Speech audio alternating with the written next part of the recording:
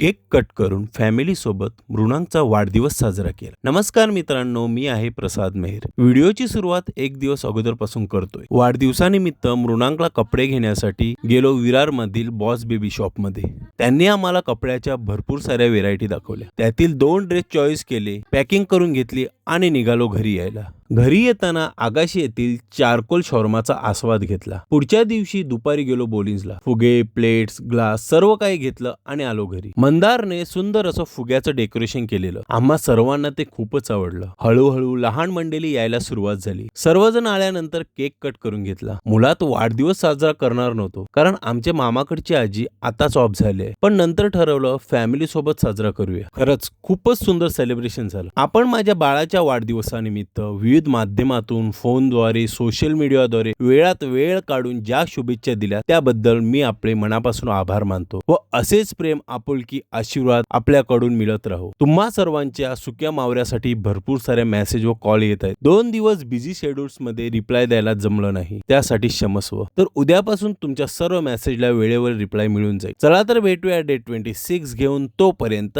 Jai Shriram.